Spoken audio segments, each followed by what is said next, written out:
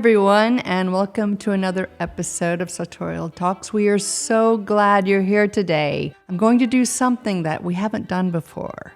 I'm going to talk about hacks for classic style, and this is a whole box full of surprises for you. And it kind of reminds me of when you used to do show and tell in school. I'm sure you probably remember that, no matter what culture you're coming from. So I'm going to describe some problems that Hugo and I have had traveling and at home, and the way that we just came up with our own little life hacks in terms of how to overcome the problems. So number one problem, how do we iron a shirt when we don't have an iron? Sounds impossible, right? I'm sure you heard about hanging your shirt somewhere in the around the bathroom and turning on the hot water on the shower and it's steaming itself to the point where there's no wrinkles. But in reality, that doesn't really happen. There's still wrinkles. So I'm going to suggest something for you. You may not have an iron, but I bet that you have a washcloth or a towel somewhere. What you will do is wear your shirt, notice where the wrinkles are, take your cloth, immerse it in warm water, and simply rub out the wrinkles on your shirt. It's an amazing way to get rid of wrinkles. Yes, your shirt will be wet. 10 minutes later, it will be dry and the wrinkles will be gone. You'll have probably 90% results compared to when you have actually ironed your shirt. Give it a try, comment, and let us know what you think. Next problem, and this is the most frustrating thing that can happen with your shirts. Hugo has complained so many times that he lost a button on his shirt. What do? Okay, people usually look for safety pins, and it's almost impossible to pin a safety pin underneath where the missing button is. People are going to see that. So what can you do? Well, what I've been doing, and I purposely wore an outfit that I've had to do hacks on, and this shirt happens to have a missing button.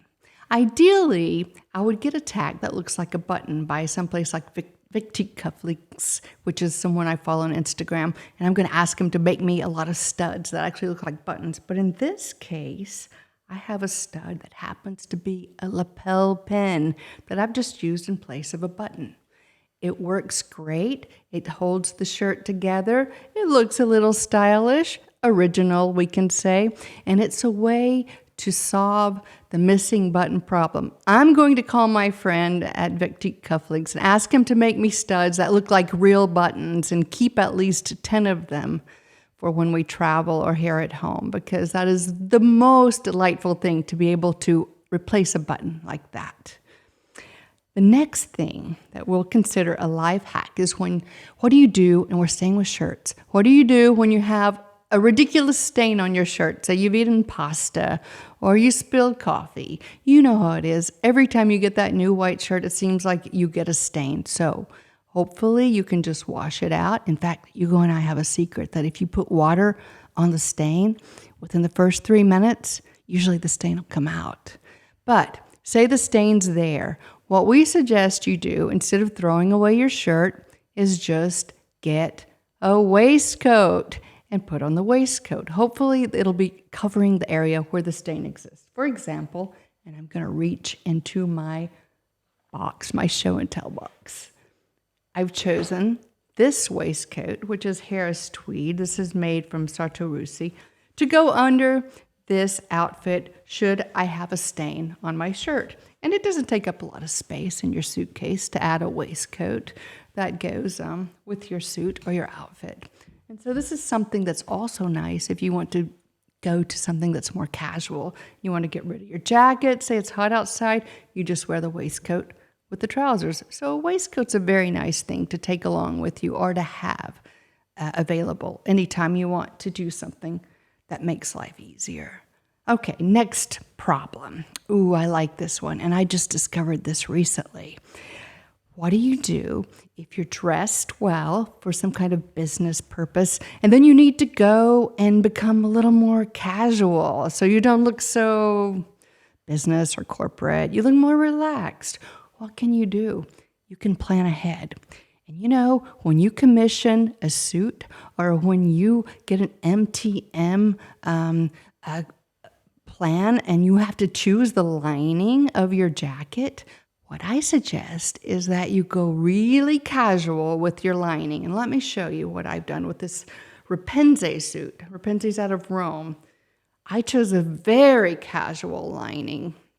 And the reason that you want to do this is because most people don't even see your lining anyway, right? But if you want to look casual, you can fold up your sleeves on your jacket and even fold up the sleeve on your shirt. You know, get it to where you feel comfortable with how it looks. And this casual lining will automatically downgrade your outfit. Of course, you have to get rid of the tie, open up the shirt a little bit, maybe mess up the hair a little, go to your casual event, and you're going to feel good. I even take my socks off usually just to give it a little more casual vibe. So notice when you commission a suit, whether it's bespoke or MTM, or even if you're getting it off the rack, look at the lining. Try to get a casual lining. Next problem is, and I just got this today on Instagram, I had already written up the hacks, and someone said, what about when the hem comes loose on my trousers?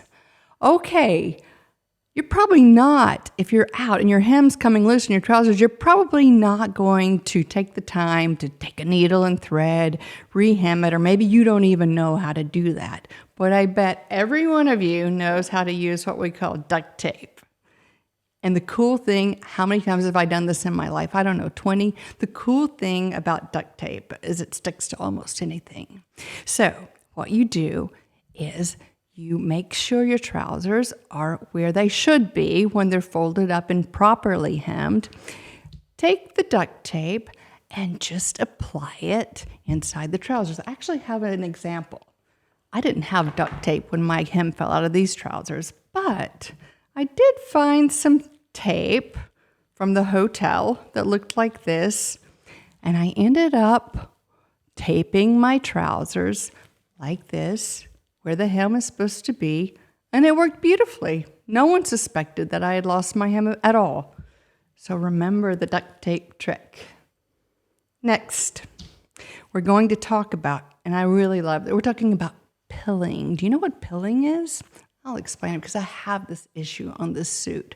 This is just because the fabric's a nice Laura Piana fabric. It's a mix of different materials. But the problem is I get a little bit of pilling, just a little bit of the little balls that form on the fabric. It's beautiful fabric, but especially here where the wear is, and especially on the back, if I'm leaning up against a chair, I'll get a lot of the little balls forming. So I just take a razor and I literally shave the pilling off, and it works beautifully. It's incredible. I actually had my razor upside down, which wasn't working at all. So you just push the razor up against the pilling, and voila, it's gone. The fabric's smooth. One of my favorite hacks of all time. I'm going to go ahead and match my sleeves here so I'll look a little more casual. Next issue. How many times have your shoelaces come undone when you're walking down the street and everybody has to stop and wait for you to tie your shoes? Happens to me quite a bit until I started tying my shoes a little bit differently. I mentioned this in one former talk very briefly, but I thought I would demonstrate it for you today. What I call is a regular shoe tie with a double loop. And let me show you what I'm talking about. If you tie your shoes like this, I guarantee you it's going to be rare for your shoes to come untied. So let's do a regular shoe tie, make our loop. Instead of going around once, let's go around twice and tie the shoe as normal. Pull it tight, and this will keep your shoelace in place all day long. Didn't take any longer than you would normally tie a shoe. Not a significant time difference. Sometimes you'll wonder why the shoelaces are so long on shoes. And I believe that in the better shoes, they'll put longer laces so you can do this type of shoe tie. Let me go to the next problem that perhaps you have or haven't had in the past. That is shoes that look like they need maintenance, belts that look like they need maintenance, maybe a worn out briefcase. How many times have you seen people carry a briefcase that really looks like it needs some attention? Maybe a wristwatch band that looks worn out. We have, and this bottle looks really well used. You know why? Because it is really well used. We use the Sapphire Cream Universal. Okay, Hugo can say it with the French flair. I can't. But okay, this cream is the product, probably the only product I've ever recommended. You put some sapphire cream on a cloth and you rub it on your shoes, rub it in, let it sit, rub it again for a little bit of a sheen on your briefcase, on your wristwatch band, wherever you are using leather, even your coat, your leather coats. This is magic stuff. And this is a hack you have to try. I sound like a product announcement, but I can't help it. This is amazing. Everybody has to have this product if you wear leather at all. If you're vegan and you use some type of simulated leather, I would love to know if this works on that too. So you can let us know in the comments. Okay, next area that we're going to look at is when your shoes are too small. Now, I can't reach into my box and tell you what to do if your shoes are just a little bit too small. And it's such an annoyance that you just leave those gorgeous shoes in the closet because they just hurt whenever you wear them. So what we've done in the past is we'll find a cobbler wherever we are, if we're staying for an extended trip, and we'll have him stretch the shoes. It takes 48 hours. Even if you're at home and you know a cobbler, you can take your shoes to a cobbler and say, please stretch these shoes out with a device. And they actually have an extender device that they place inside the shoe, and it just puts pressure on each side of the shoe and literally stretches the leather. Ideally, you would want to wait 72 hours to really stretch that shoe out. And I couldn't believe it. When I got my shoes back after they had been stretched for 48 hours, suddenly there was no problem wearing the shoes. That little size differential disappeared, and it was no problem at all. The last thing that I want to cover is what we've all experienced, and that is blisters on the feet. Now, if you have blisters on your feet, I'm going to reach into my box and show you one other product that you have to try. This is Blister Gel Guard. I think you can get it. This is Band-Aid. I think you can get different brands. It's almost like invisible skin. You know what? Before I even go out, if I know I'm going to be walking for more than an hour or two, I'll use one of these, at least in the back of my heel, just to protect my skin so I don't get a blister and I don't annoy everyone in the group. It looks simply like that. And it's sort of like invisible skin you put over your foot. It can change your life. You know, if your feet hurt, everyone's miserable, including yourself and the people around you. So those were my suggestions, but I did make a small announcement that I was going to do some type of hacking episode on Sartorial Talks. I had a few questions. So one question regarded tie length. What if you tie your tie and you realize that the blade underneath is way longer than the top blade? What do you do? Or maybe there's a problem with both blades being too long. Some people just put their tie in their trousers and go from there. It's a style. You either like it or you don't, but it's one solution. Another question I received, which was a bit of a surprise for me, was about what if you have really dirty fingernails? So you're gardening, so you're working on your car, you need to go out somewhere, and you're too embarrassed to go out. I think a lot of men have this problem. I know I do gardening from time to time, and it's a problem that I experience. So let me reach into my box and tell you what you can do. Take some white toothpaste and an old toothbrush. Wash your fingernails with the toothpaste and the toothbrush. Then use a pocket knife or any type of tool. Of course, clean under your nails. And I'm going to show you something very strange, But if you're a guy who has this problem a lot, it is a hack that should work for you.